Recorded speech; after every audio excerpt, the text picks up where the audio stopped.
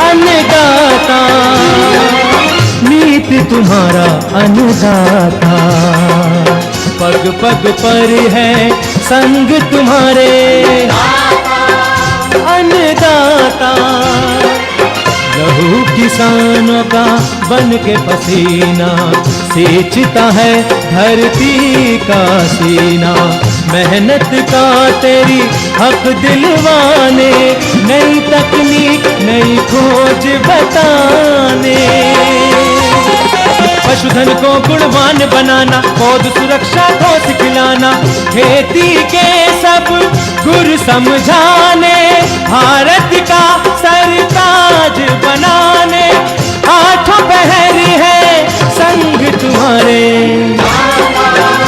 अन्नदाता, अन्नदाता। नमस्कार, मैं हूं आपके साथ विभा उपाध्याय और आप सभी दर्शकों का अन्नदाता कार्यक्रम में स्वागत करती हूं। हमारे देश का किसान जन का पोषक है, वो श्रम का देवता है, अन्नदाता है। उसमें ही भारत की आत्मा निवास करती है और ऐसे ही किसानों की प्रगति के लिए हम खेती बाड़ी से जुड़ी हुई बहुत सी नई लाभकारी जानकारियां हर रोज सुबह लेकर आते हैं। तो चलिए कार्यक्रम शुरू करने से पहले देखते हैं क्या है आज के अन्नदाता में। आज विश्व मना रहा मृदा दिवस।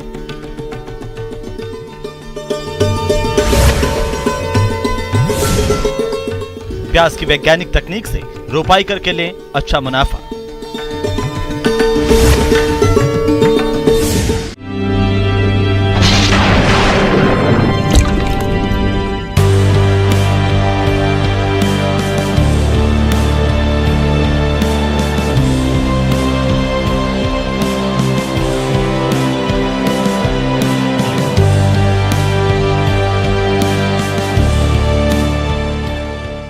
अपने देश के किसान हजारों सालों से जमीन को जोत रहे हैं और उसी जमीन पर फसलों का उत्पादन ले रहे हैं और उत्पादन बढ़ाने की चाह में अंधाधुंध रासायनिक खादों का उपयोग कर रहे हैं। इससे लगातार मिट्टी की गुणवत्ता खराब हो रही है। ऐसे में खाद्य एवं कृषि संगठन की ओर से बढ़ती जनसंख्या के कारण मिट्टी के कटाव को कम करने, मृदा स्वास्थ्य के बारे में जागरूक करने के उद्देश्य से प्रतिवर्ष 5 दिसंबर को विश्व मृदा दिवस मनाने की घोषणा की गई है और हर साल अलग अलग थीम के साथ विश्व मृदा दिवस मनाया जाता है। और इस साल की थीम है सॉइल्स वेयर फूड बिगिंस, यानी मिट्टी जहां से भोजन शुरू होता है। इस मौके पर हम आपके लिए लेकर के आए हैं ये खास जानकारी।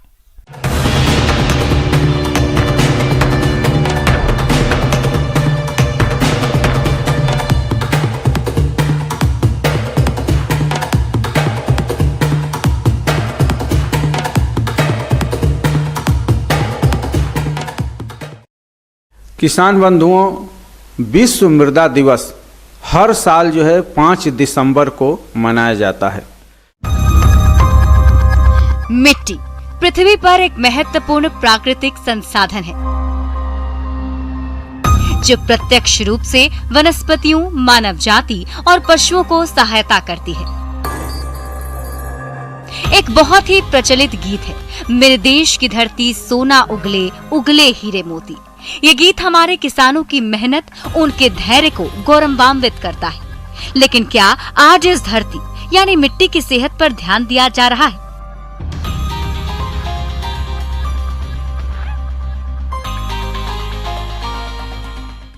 इसी को ध्यान में रखते हुए वर्ष 2002 में international union of soil sciences यानी IUSS द्वारा मृदा के महत्व के बारे में बताने के लिए एक अंतर्राष्ट्रीय दिवस की सिफारिश की गई थी।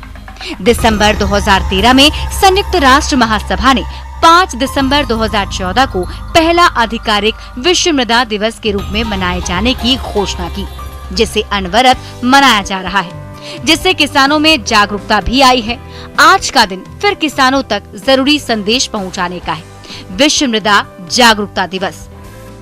विश्व मृदा दिवस पर हर साल एक थीम के साथ किसानों तक संदेश पहुंचाया जाता है और 2022 की थीम है सॉइल वेयर फूड बिगिंस, यानी मिट्टी जहां से भोजन की शुरुआत होती है। तो विश्व मृदा दिवस इस वजह से मनाया जाता है कि जिसके ऊपर पूरा हमारा जीवन आधारित है, उस धरती माता के स्वास्थ्य का जो है ना ध्यान रखने के लिए। जिस तरह से हमारा थोड़ा भी स्वास्थ्य जो है खराब हो जाता है, हम जो है अच्छे हॉस्पिटल में अपने स्वास्थ्य का चेकअप कराते हैं, उसी तरह से किसान बंधुओं इस धरती माता को भी जो है ना, जो हम फसल ले रहे हैं उस फसल के लिए कौन सा पोषक तत्व चाहिए, ये अब जो है ना जानने की जरूरत है किसान बंधुओं। उसमें आप क्या कीजिए कि आप मिट्टी की जांच कराइए। तो मिट्टी की जांच कराने के बाद जो मृदा स्वास्थ्य कार्ड मिलेगा, तो मतलब मृदा का स्वास्थ्य कैसा है उस जो है ना कार्ड में पूरा विधिवत लिखा होगा किसान बंधुओं। तो ये बहुत जो है ना जरूरी है किसान बंधुओं, जिससे हमारे धरती का जो पोषक तत्व प्रबंधन है वो जो है ना बना रहे। मतलब हमारी धरती की जो उपजाऊ क्षमता है, जो उर्वरा शक्ति है, वो जो है लंबे समय तक बनी रहे किसान बंधुओं। इसी वजह से किसान बंधुओं सबसे पहले तो जरूरी ये है कि हमारे धरती माता का स्वास्थ्य, हमारी जो है जमीन की उर्वरा शक्ति अच्छा जो है हो। मतलब अच्छा होने का क्या मतलब किसान बंधुओं, कि हमारे जमीन में कार्बन की मात्रा जो है ना बढ़े। यदि हमारे जमीन में किसान बंधुओं ऑर्गेनिक कार्बन, कार्बनिक पदार्थ की मात्रा यदि हमारे जमीन में बढ़ेगी तो हमारा जमीन जो है ना स्वस्थ होगा। मतलब यदि हमारे जमीन में कार्बन की मात्रा अच्छी है, यदि हम उसको किसी अच्छे अगर कार्बनिक पदार्थ का उपयोग करके यदि हम अपने जमीन में कार्बन की मात्रा बढ़ा लेते हैं, तो जो कुछ भी हम पोषक तत्व अपने जमीन को देंगे उसका ज़्यादा से ज़्यादा उपयोग जो है हमारी फसल जो है ना कर सकती है किसान बंधु। तो हमारी ज़मीन को सबसे ज़्यादा ज़रूरी ये है कि हर किसान के पास जो है हमारे जानवरों का जो है ना काऊ डंग जो है ना होता है। उसको क्या करें किसान बंधुओं, उसको आप जो है ना एक जो है ना अच्छे से उसका जो है ना सड़ाएं उसको, मतलब उसका अच्छे से फर्मेंटेशन, उसका अच्छे से किण्वन होना चाहिए। यदि आप जो है 10 फीट जो है ना लंबा, 5 फीट चौड़ा और 3 फीट गहरा एक खड्डा जो है ना जरूर एक किसान जो है ना अपने पास जो है ना जरूर बनाए।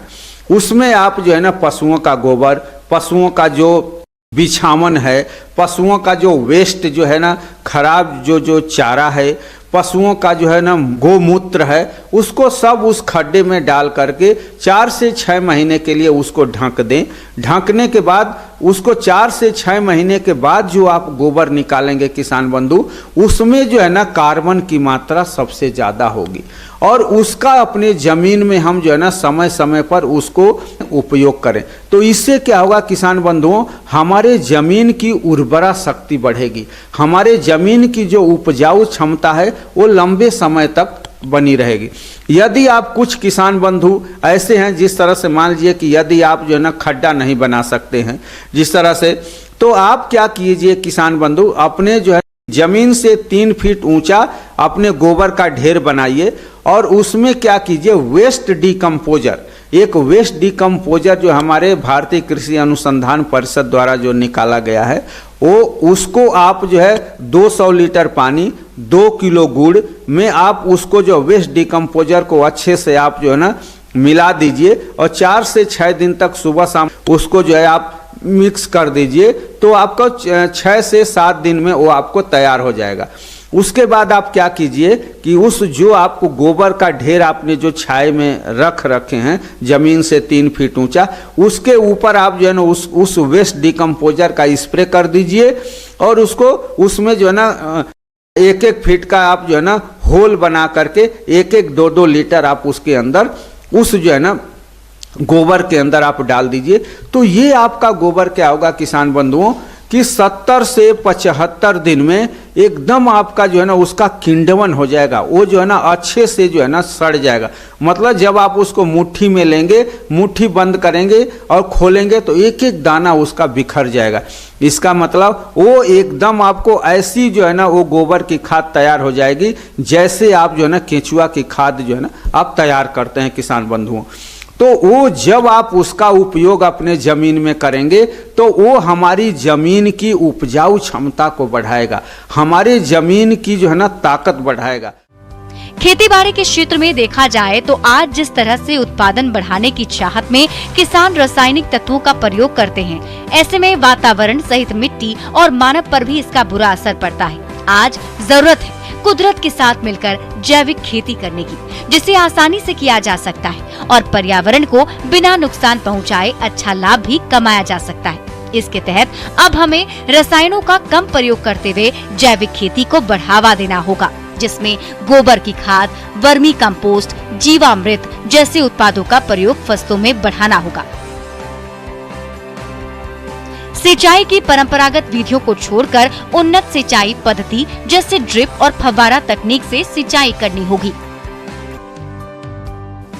और वर्षा जल संग्रहण तकनीकियों के साथ साथ मिट्टी और जल अक्षरण के रोकने उपायों जैसे मेड़बंदी, check dam, contour farming, mix farming, ढाल की विपरीत दिशा में जुताई, हरी खाद और दलहनी फसलों को बढ़ावा देना होगा।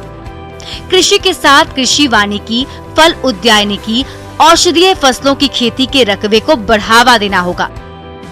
ऐसी भूमि जहां फसलों की उत्पादकता कम हो, वहां चारा वाली फसलें, वानिकी वृक्षों को लगाना होगा। फसलों के बीच पलवार बिछाना और फसल अवशेषों को खेत में जलाने से रोकना होगा। साथ ही अवैध खनन और वनों की कटाई पर रोक लगानी होगी।